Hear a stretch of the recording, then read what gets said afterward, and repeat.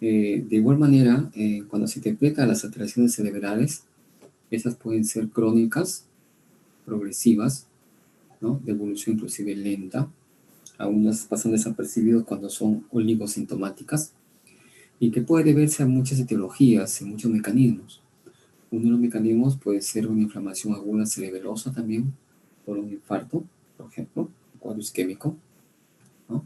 O una hemorragia.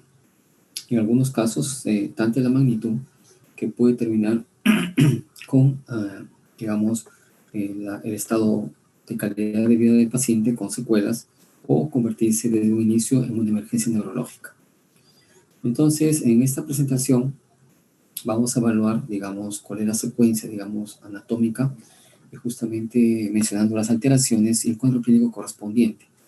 De igual manera, podemos ya integrar con otros diagnósticos diferenciales y de qué manera se deben realizar las maniobras de evaluación.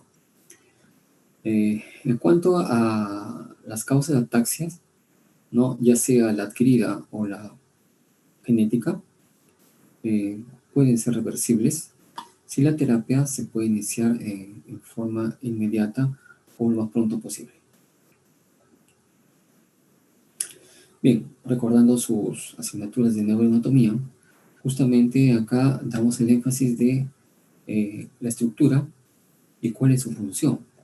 Por ejemplo, acá tenemos en cuanto a la estructura del cerebelo, ¿no? El cerebelo, ¿no? El cerebelo fóculo-nodular, ¿no? Va, o también llamado arquicerebelo, va a conducir o mantener en su estado fisiológico al equilibrio del ser humano. El cerebelo medio o vermiano o paleocerebelo, ¿no? Se encargará de la regulación postural, estática y dinámica. De igual manera, el equilibrio del eje y del tronco. A nivel del cerebelo lateral de los hemisferios o el neocerebelo, ¿no? Se encargará, ¿no? De mantener la coordinación de los movimientos complejos y sobre todo la regulación del tono muscular. En virtud de ello, si recordamos esta parte, podemos deducir que cualquier alteración de estas estructuras, forma simultánea o parcial, va a manifestarse como alteraciones en el equilibrio, ¿no? En la posición estático-dinámica, ¿no? Y también alteración en la coordinación de los movimientos, así como el tono muscular, ¿no? Entonces acá también podemos recordar nuevamente, ¿no?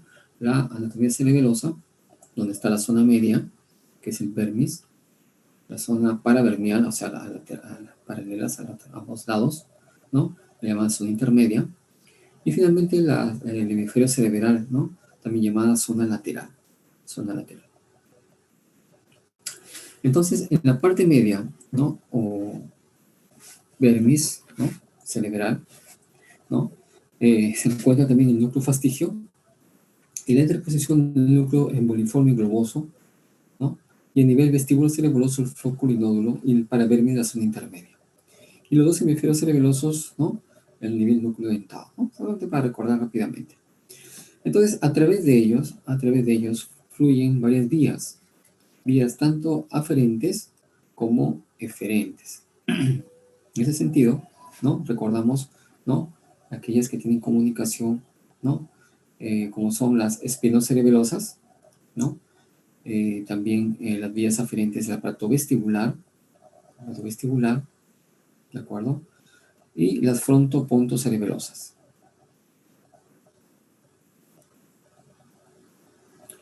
Y las vías eferentes, ¿no? Que van a través del tálamo, ¿no? Llegando hasta la corteza cerebral, ¿no? A nivel del núcleo rojo, núcleo de formación reticular, vestibular, y las vías rubroespinal, retículo espinal y vestíbulo espinal. Bueno, entonces decíamos, existe una correlación anatómica y clínica.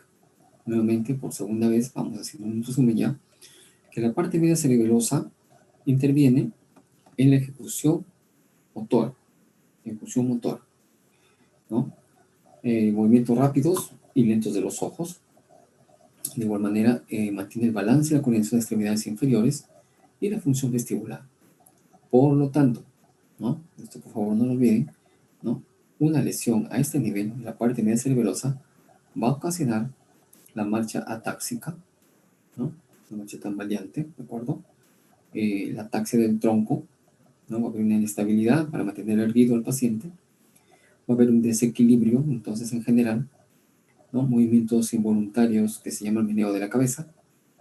La dismetría, ¿no? El vértigo y los hallazgos oculares, ¿no? Entonces, acá la dismetría no se mide el movimiento, la extensión del movimiento en general. En cambio, en el hemisferio, ¿no? Que tiene, digamos, la función de mantener, ¿no? Y relaciona y planifica la actividad motora y, por lo tanto, mantiene la coordinación de las tareas complejas, ¿no? Cuando se lesiona o aparece una lesión a ese nivel, va a ocurrir la dismetría, ¿no? O sea, es una alteración de la extensión del movimiento, no va a medir el movimiento del paciente, alteración de planificación motora y coordinación, ¿no? La diadococinesia, ¿no? La diadococinesia es la incapacidad para poder realizar movimientos complejos, ¿de acuerdo? ¿No? En forma consecutiva, ¿de acuerdo? Alternada, supinación, pronación, etcétera, ¿no? La ataxia de las extremidades también, ¿no? El tremor, un temblor, ¿no? Discreto. Y la alteración del habla lenta monótona. Bueno, vamos a dar algunas definiciones. ¿Qué es coordinación y qué es equilibrio? La coordinación es realmente el movimiento de alguna parte o en total del cuerpo de manera armoniosa, es importante ese concepto, armoniosa, sincronizada, de manera exacta, rápida y adecuada según lo que estamos optimizando, es decir, el fin propuesto. Qué sé yo, caminar, coger una taza, peinarse, ¿no? De repente sentarse, qué sé yo. Todo esto se denomina entonces traxia. El equilibrio, ¿no? Viene a ser la posición y la actitud adecuada del cuerpo en relación al espacio. Por lo tanto, un paciente puede estar en un equilibrio o taxia estática, está quieto, o equilibrio o taxia dinámica. De repente está corriendo o está caminando y permanece, ¿no? Sincrónicamente, de forma estable. No se tambalea, no se cae, ¿no? Mantiene erguido, etc. Bien, entonces tenemos coordinación y equilibrio. Por lo tanto, todo esto, jóvenes, nos va a permitir clasificar una serie de síntomas y signos, ¿no? El llamado síndrome cerebeloso, ¿no? Que puede tener una presentación de manera aislada o en conjunto asociada con otras alteraciones neurológicas. Es decir, puede tener un síndrome netamente cerebeloso, ¿no? O también asociado, por ejemplo, al síndrome piramidal o una alteración sensitiva. Ya hemos dicho, las razones son porque hay vías aferentes diferentes que conjugan con la combinación de actividad neuronal. Entonces, la patogenia, ¿no? Se va a referir a la alteración del control cerebroso, tanto la motilidad o movimiento estático como cinético. Entonces, alteración de la eumetría. La eumetría se refiere a la fuerza que realiza una persona en relación al movimiento, ¿no? Si yo voy a levantar el brazo, ¿no? Para coger un lapicero, de repente lo voy a hacer en forma muy débil, o de repente lo voy a hacer en forma muy, digamos, distorsionada, ¿no? O para caminar, ¿no? O para mantenerme de pie, ¿no? Alteración de la isostenia, ¿no? En este caso, ¿no? En la actividad en la cual podemos mantener el equilibrio, ¿no? Alteración de la sinergia, es decir, una conjunción, digamos, de movimiento, ¿no? En relación al resto de la economía de la parte del cuerpo. Alteración de la diadococinesia, que la diadococinesia es, ¿no? Digamos, la capacidad para poder de forma consecutiva realizar movimientos. Hemos dicho derecho, izquierdo, supinación, pronación, etc. Y finalmente, alteraciones del tono muscular. Entonces, existen etiologías o patologías, ¿no? Que van a ocasionar el síndrome cerebeloso, ya sea puro, hemos dicho, o en combinación con otros síndromes, ¿no? Neurológicos, pero que puede estar dominante en este caso a nivel cerebeloso, ¿no? Es decir, síndrome piramidal, hemos dicho, alteración sensitiva, movimientos involuntarios, etcétera, ¿no? Entonces acá tenemos varios. Uno de ellos es, digamos, los tumores, ¿de acuerdo? Las isquemias, bien, las hemorragias, ¿no? Los procesos netamente inflamatorios, ¿no? O las cerebritis infecciosas también. En este caso, tenemos la neurocisticercosis, ¿no? La neurocisticercosis como una enfermedad parasitaria es la primera causa de convulsiones en nuestro país, pero también puede, de acuerdo a la localización, estar a nivel cerebeloso y ocasionar este síndrome. La presencia de abscesos, colecciones de pus, o quistes también, o que sea un síndrome secundario a un traumatismo, ¿no? Como una secuela o forma aguda también, o también consecuencia de enfermedades, digamos, degenerativas o atróficas.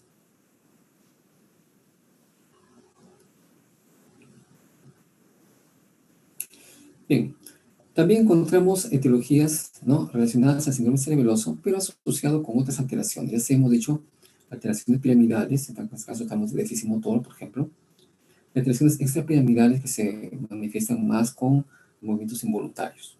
¿De acuerdo? ¿Cuáles son las enfermedades? Importante acá, la esclerosis múltiple, o combinadas, ¿no?, a nivel de médula espinal también, las enfermedades genéticas hereditarias degenerativas, ¿no? El síndrome del tronco tallo cerebral, ¿no? Y la atrofia cerebelosa por alcoholismo. En este caso va asociado con polineuropatías y con trastornos neuropsiquiátricos, ¿no? Recuerden que el alcoholismo es una enfermedad psiquiátrica que no solamente se va a traspolar como un ente netamente mental, ¿no? Sino también que puede tener ya una lesión tipo atrofia cerebelosa del alcoholismo. Bien, clínicamente. Nuestros pacientes clínicamente van a presentar, ¿no?, lo que llama la atención, en este caso, el vértigo. ¿Qué es el vértigo? El vértigo es la sensación de movimiento rotatorio, ¿no? Que puede ser subjetivo, puede ser objetivo, ¿no? La cefalea, que como ustedes pueden apreciar, es muy inespecífica. Los vómitos, de igual manera, un síntoma y un signo a la vez muy inespecífico. Vómito puede ser aparato digestivo y extradigestivo, inclusive un índole metabólico, ¿no? O un problema netamente alteraciones electrolíticas o infecciosas, es muy inespecíficos, ¿no? Pero lo que sí llama la atención, además del vértigo, son los trastornos en la coordinación y en el equilibrio, ¿de acuerdo? Entonces acá hemos puesto en negrita vértigo, trastorno de la coordinación y equilibrio, y que puede estar asociado también a cefalea y vómitos. En cuanto a los signos, la mayoría de veces van a ser homolaterales, es decir, de un solo lado, ¿no? Y es el lado justamente afectado como lesión. Entonces vamos a tener trastornos estáticos, ¿no? Ese paciente quieto, o de la posición, ¿no?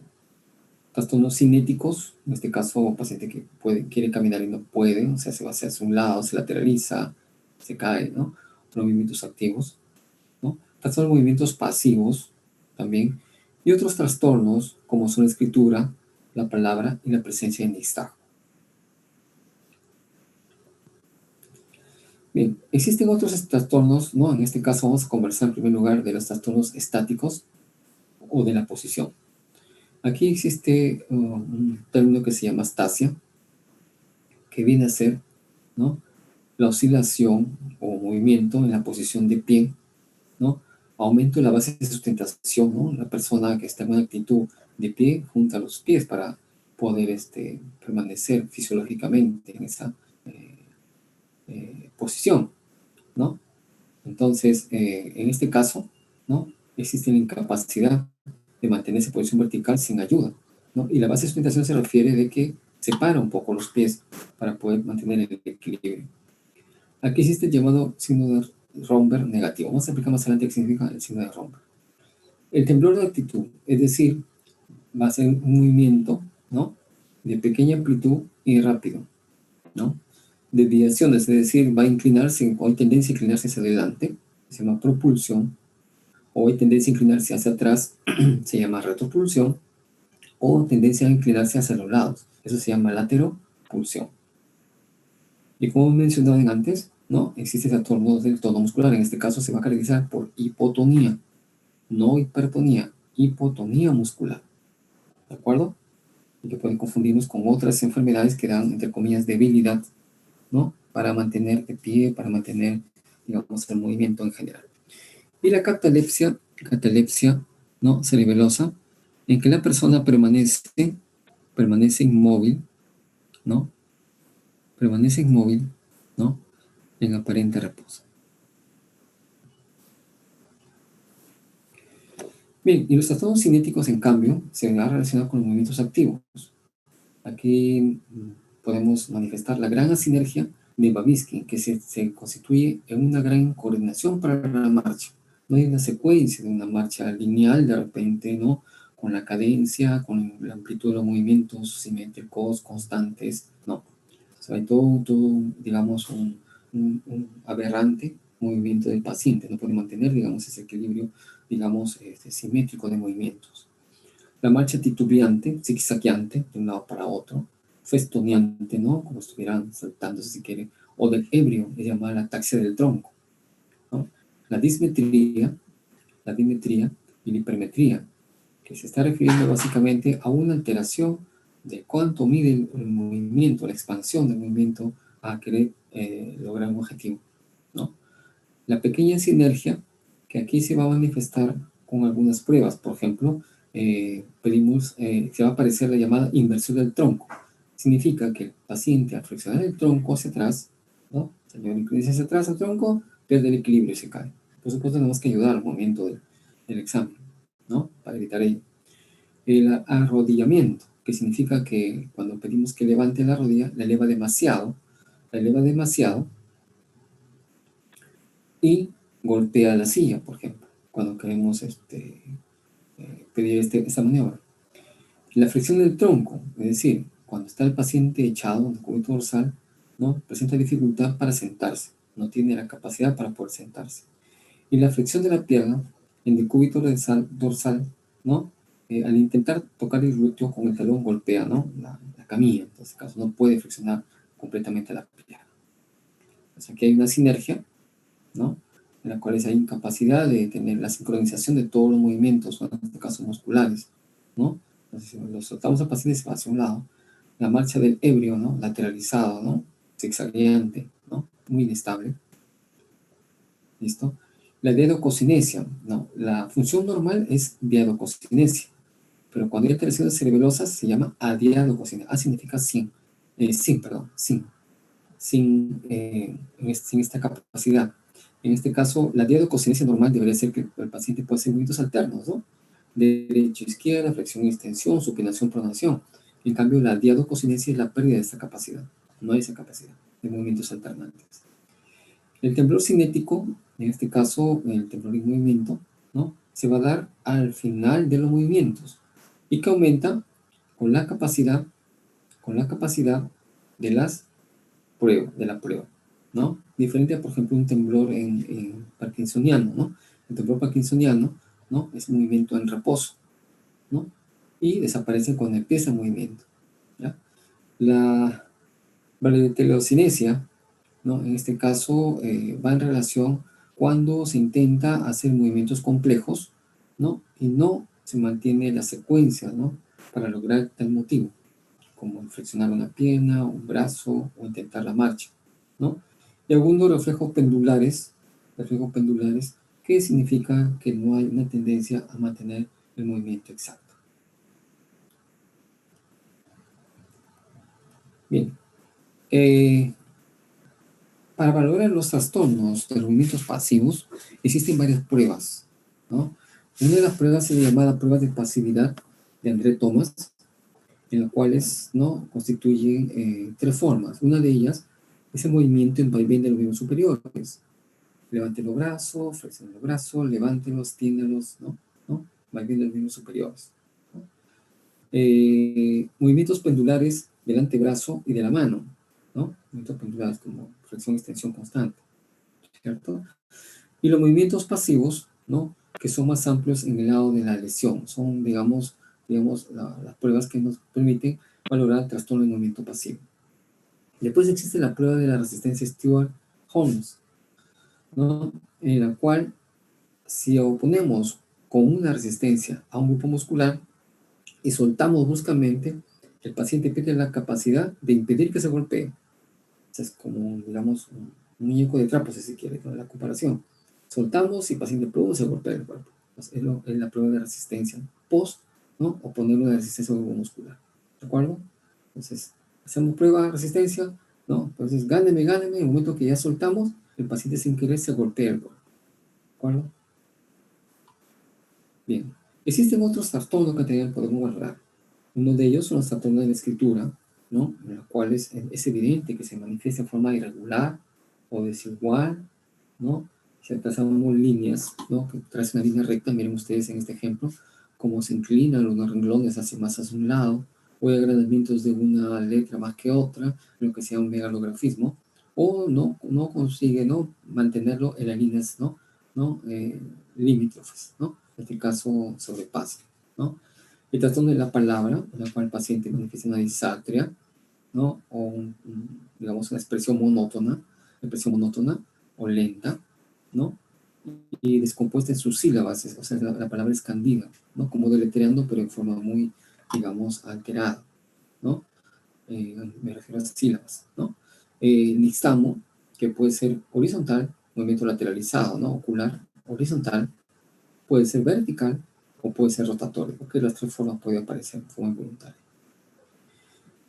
Bueno, en cuanto al diagnóstico, tenemos que identificar qué es lo que está sucediendo acá. Y para eso tenemos nuevamente, por tercera vez lo decimos, correlacionar la estructura y el trastorno. Es decir, existen formas clínicas como el síndrome cerebeloso medio, Vermiano o paleocerebelo, en las cuales generalmente, ¿no? Predominan los trastornos estáticos,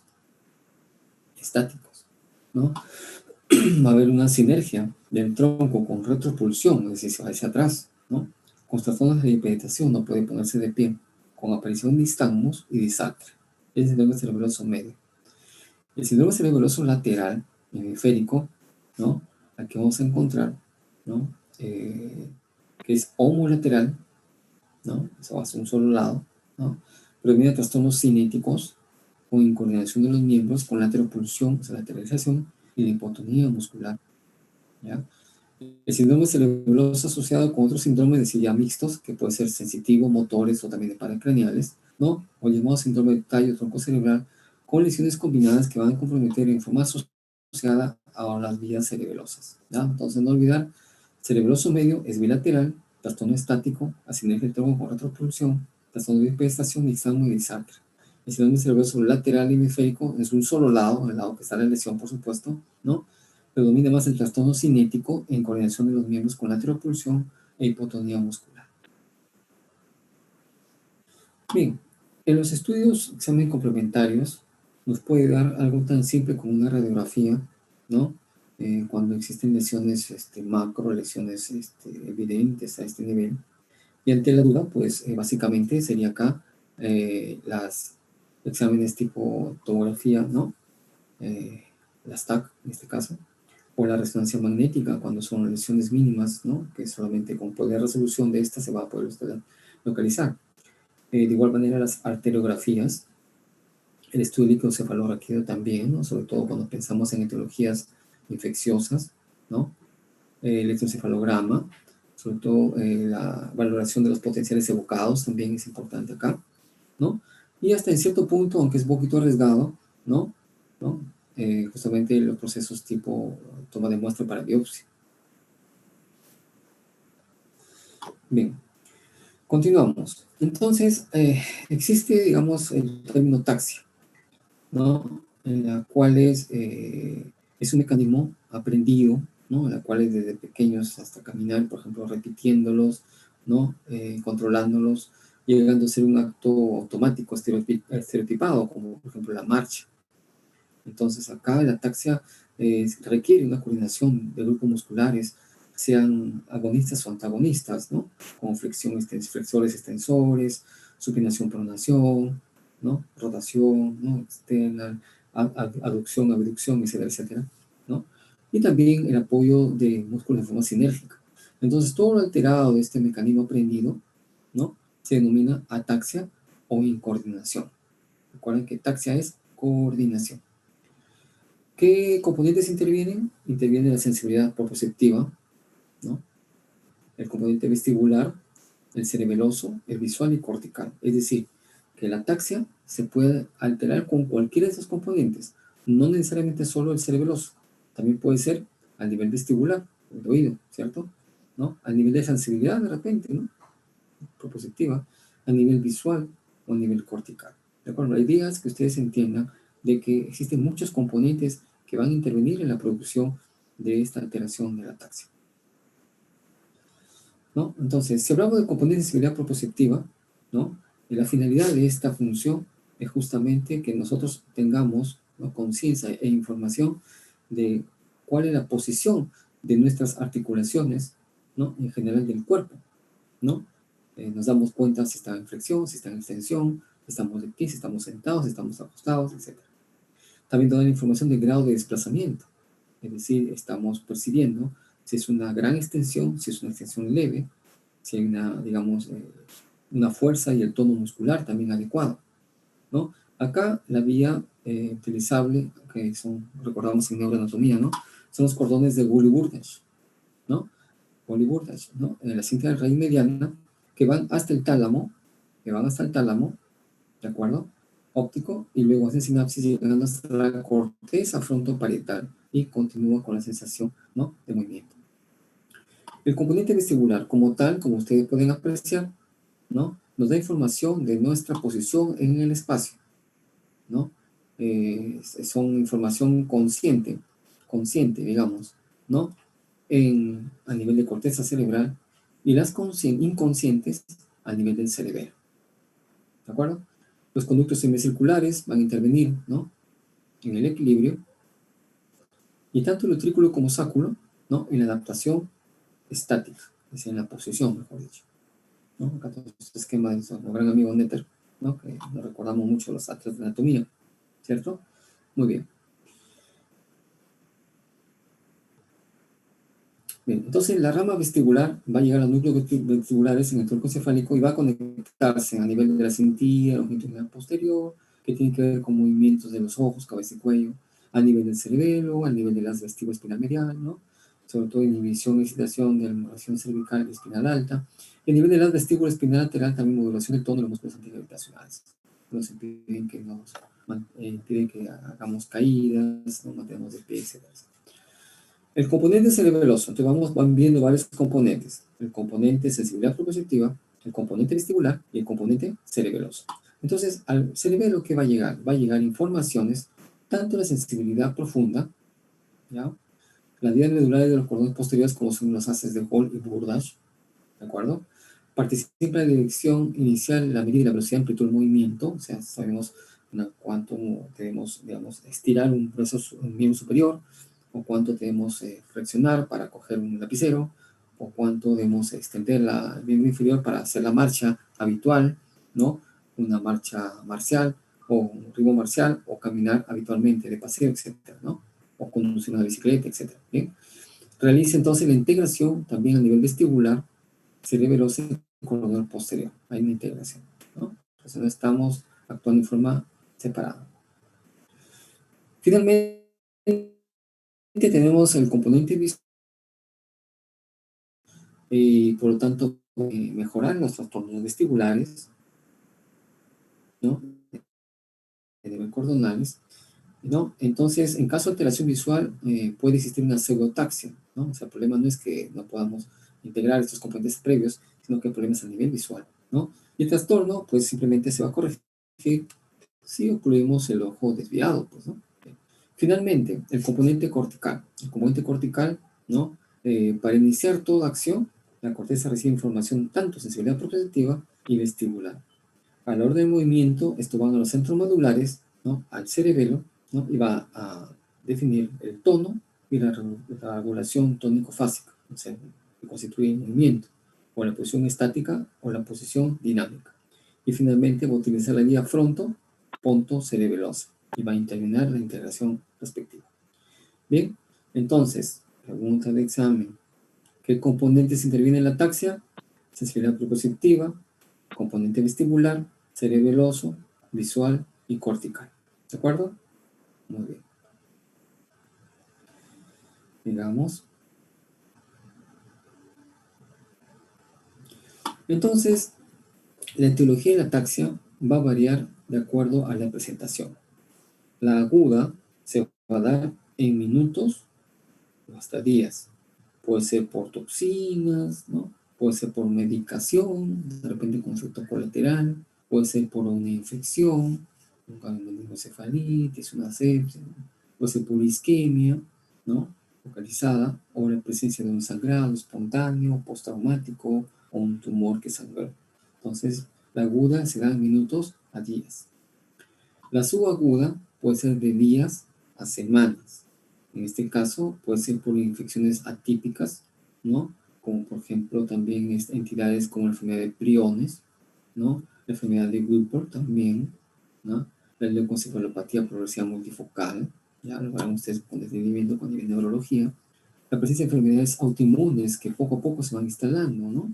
Como son las esclerosis múltiples, el síndrome de Miller-Fisher. El síndrome de Miller-Fisher es una variación, ¿no? Digamos, de Guillain-Barré, ¿no? En el cual se respetan algunos pares craneales, ¿no? Tumores primarios o metastásicos, ¿no? Paraneoplásticos también puede ser, ¿no? Por metástasis, por abuso de alcohol, en muchas de las ataxias por atrofia, ¿no? Cerebelosa, ¿no? Uso crónico, la deficiencia de vitamínicas E, la enfermedad de Wernicke, deficiencia de vitamina B12, ¿cierto? El hipotiroidismo severo también puede dar ese tipo de problemas, ¿no? Y el hipoparatiroidismo.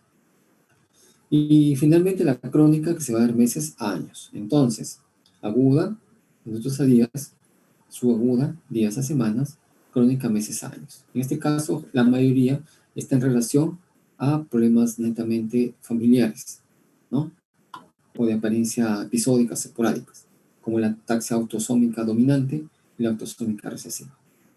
Bien, entonces vamos al examen, ¿no? La exploración. Acá vamos a realizar, ¿no? La valoración de la ataxia estática, es decir, paciente quieto, ¿no? En la cual puede ser de pie o en posición sentada, ¿no? Entonces, también podemos medir o evaluar, ¿no? Algunas actividades, ¿no? De rutina, por ejemplo, el peinarse. A ver, señor, peínese, señor, quítese el polo, o sea, observamos qué está haciendo el paciente para valorar si es correcto o no los movimientos.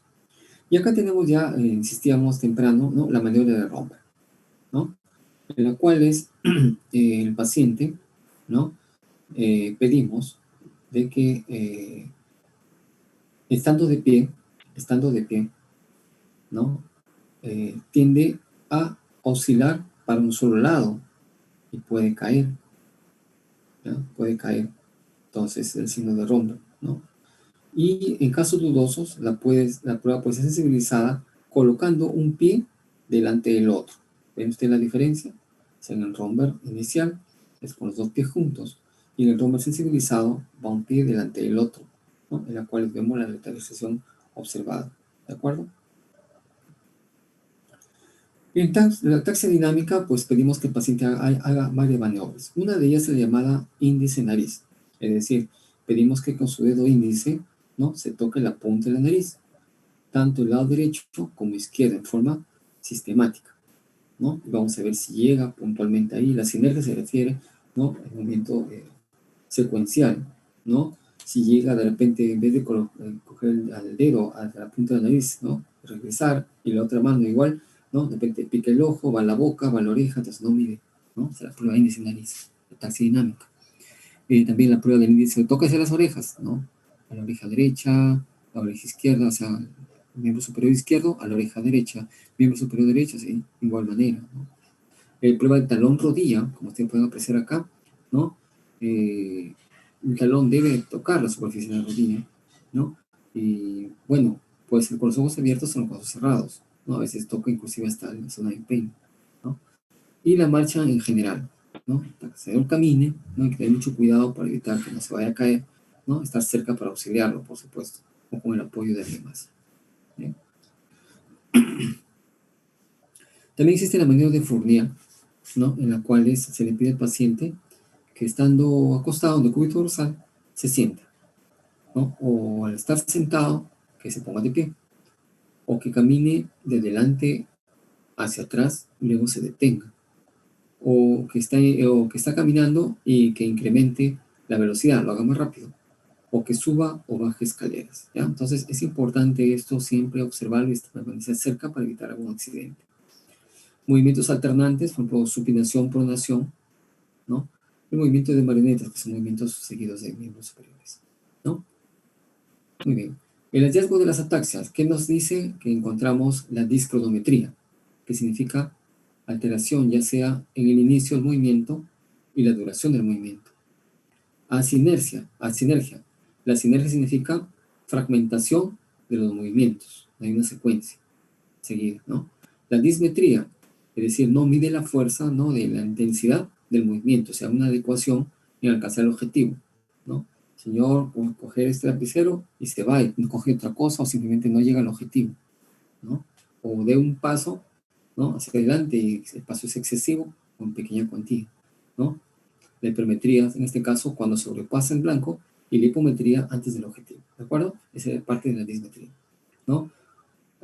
O de repente, ¿qué hace el paciente para lograr corregir estas falencias en los movimientos? ¿No? Ya sea en forma la discronometría, las sinérgicas y dismetrías iniciales. Y finalmente, observamos también en la ataxia la marcha táxica que hemos ya descrito con anterioridad. Entonces, la marcha táxica, en este caso, el paciente está inestable, ¿no? Aumenta la base de sustentación, ¿no? O sea, separa los pies, ¿no? Cambia continuamente de posición, no puede estar en una sola posición, ¿no? Porque tiende a perder el equilibrio, ¿no? Y tiene imposibilidad de mantenerlo de pie, ¿no? Se pierde el de Fournier en presencia de movimientos incoordinados, ¿no? Y la diadococinesia, hemos dicho, alteración de movimientos alternantes, la hipodiadococinesia y la disminución de los mismos. Bien, ¿cuál es el diagnóstico diferencial de ataxia cerebelosa? Tenemos diversos. Una de ellas, la formación de lesiones congénitos, como la formación de Arnold-Chiari, ¿no? El hidrocefalia, por ejemplo, la hipoplasia pontocerebelosa, ¿no? Problemas genéticos, ¿no?, sobre todo dominantes, ¿no?, como la ataxia episódica, ¿no?, la leucodistrofia del adulto, ¿no?, ataxias espinocerebelosas, ¿no?, y otros desórdenes recesivos, ¿no?, recesivos como abeta-lipoproteinemia o la aceluloplasminemia, que son las más raras, ¿no? Existen algunas drogas y toxinas asociadas a la producción de señales cerebrales, como el alcoholismo, algunos antiarrítmicos como la amiodarona, algunos anticonvulsivantes, barbitúricos, benzodiazepinas, algunos sales de bismuto, uso excesivo me refiero, ¿no? Las quimioterapias, ¿no? Inmunosupresores como la ciclosporina, altas dosis de tratamiento con glucocorticoides, metales pesados, sobre todo el manganeso y el mercurio, sales de litio en pacientes con uso de pacientes de tratamiento psiquiátrico, o metronidazol, la piperacina, entre otros, ¿no? Bueno, acá nuevamente para comparar con el síndrome vestibular, ¿no? El síndrome vestibular puede ser periférico, ¿no?, y puede ser central. El síndrome vestibular periférico se puede producir por traumatismos, laberintitis, síndrome de Meniere, ¿no?, otitis media crónica y colestetomas. El central puede ser desencadenado por trastornos isquémicos transitorios, desórdenes vasculares hemorrágicos, infartos hemorrágicas cerebelosas, disfunción vertebrovascular, algunas migrañas, la esclerosis múltiple y tumor del tronco. Clínicamente, igual, se va a manifestar por mareos y vértigos. Ojo, el vértigo, como he dicho, movimiento rotatorio. El mareo y la inestabilidad para mantenerse de pie. Entonces va a ver el signo de Romberg positivo al lado de la lesión, derecho-izquierdo, ¿no? La marcha con lateropulsión, o sea, se va más para adelante. La llamada estrella de Babinski, ¿no? Miren cómo es la secuencia de la marcha. Va y no retorna por el mismo lugar, el mismo camino, se va desviando. Igual, va adelantando y va desviando, entonces va alterando constantemente su movimiento. Y el nixtamal. Esa es la manifestación del síndrome vestibular. Bueno, las diferencias periférico y central vestibular, ¿no? La dirección, el periférico es unidireccional, el central bi o unidireccional. El nixtamo, pregunta el examen, en el central es frecuente. El nixtamo horizontal puro es frecuente en el síndrome vestibular central, ¿ya? El vertical o rotatorio puro probablemente se puede en central, ¿ya? O sea, cuando el nixtamo generalmente va más a central, ¿ya? La fijación visual, no va a haber cambios. El vértigo generalmente es más intenso en el periférico. La dirección de movimiento del entorno, ¿no?, hacia la fase lenta, más en el periférico. A la dirección de desviación de los índices a fase lenta, también en periférico. Y dirección de la caída de Romberg hacia la fase lenta es en el periférico. La duración, inclusive central, puede ser un síndrome vestibular crónico. Y la diferencia entre ataxia cerebelosa y vestibular, que es básicamente para el resumen de toda esta sesión, ¿no? La sensación de vértigo, o sea, de giro, ¿no? A nivel vestibular es más intenso. O sea, el paciente viene con movimiento rotatorio, ¿no? Da vueltas, todo. Generalmente es ataxia vestibular, ¿ya? El inicio generalmente cerebeloso es brusco. Cerebeloso es brusco. Es menos intenso el giro, pero es brusco, ¿no? En la ataxia cerebelosa va a haber dismetría, temblor, asinergia, adianococinesia, es decir, va a ser un problema netamente cerebeloso, que no ocurre con la ataxia vestibular. En la ataxia generalmente vestibular es sensación de giro de los objetos, da vuelta todo. Generalmente hay cortejo vegetativo, con náuseas, diafuresis, ansiedad, ¿no? A veces puede haber problemas de audición o presencia de acúfenos. El tono muscular generalmente va a haber hipotonía con la ataxia cerebelosa. Ojo, ataxia cerebelosa, tono muscular, ¿no?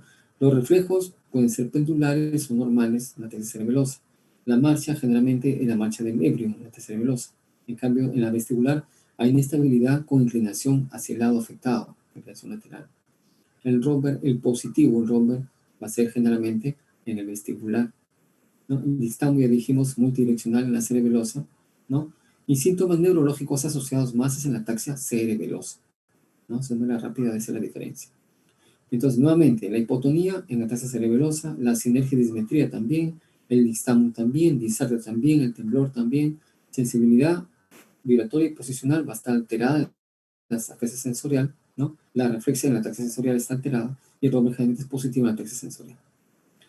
Para terminar, les presento un cuadro clínico, ustedes me van a decir de qué se trata, ¿no? En este paciente con antecedente de diabetes hace 20 años, insulino dependiente, que no ingiere alcohol, tiene 65 años, es varón, y hace 2 días, o sea, si hablo de 2 días, estoy en agudo, ¿cierto? Ahorita vértigo, ataxia, dismetría, ¿no? Los signos vitales aparentemente bien, con un grado de 15, ¿no? No alteración muy motora, ni sensitiva, ni paraclínica, sino tiene otra alteración neurológica concomitante, tiene marcha atáxica, con un romper positivo con dismetría y glucosinesia. Glucosa está bien. ¿Por qué la glucosa es importante? Porque puede haber hipoglicemias que pueden comportarse así, o hiperglicemias también, ¿ya? Entonces, como probable, ¿cuál sería acá? Cerebeloso agudo, cortical probable, cerebeloso agudo, catarro infeccioso, cerebeloso agudo. Entonces acá, generalmente, el cerebeloso agudo de ataxia autosómica es más crónico, como hemos dicho. Acá tiene 2 días, entonces su agudo no es, ¿no? Nos queda en cortical probable, pero no hay déficit motor, no hay sentido para entonces no, porque es el cerebeloso agudo. ¿Será un isquémico o será infeccioso? ¿No? Por temas infecciosos, ¿no? Habría un foco, ¿no? Algo, no nos habla de nada de esto. Lo más probable es que sea un síndrome cerebeloso agudo, descartar un SB isquémico. Tiene todas las posibilidades, el paciente con diabetes sin alteración vascular, ¿no? Y rápidamente puede llevar a accidente cerebrovascular isquémico. Nuestra fuente de información, ¿no? Nuestro Harrison, ¿no? Y nuestra semiología de Argente Álvarez. Bien, jóvenes, les agradezco su participación en la tarde de hoy. Estamos terminando puntualmente, ¿no? El inicio y el final de nuestra actividad académica, esperando que ustedes repasen el tema, no olvidar las diferencias entre ataxia cerebelosa y vestibular, ¿no? Los principales signos y síntomas que se encuentran en ambos casos, ¿no? Y la correlación anátoma clínica, ¿no? De la presentación del cuadro clínico. Bien, son los puntos fuerza que estamos concluyendo, ¿no? O estamos dando a manera de conclusiones de ese tema correspondiente. Bien, jóvenes, me despido atentamente con ustedes, esperando que haya sido de su agrado esta presentación. Muchas gracias y será hasta la próxima sesión académica. Buenas tardes. Gracias, doctor.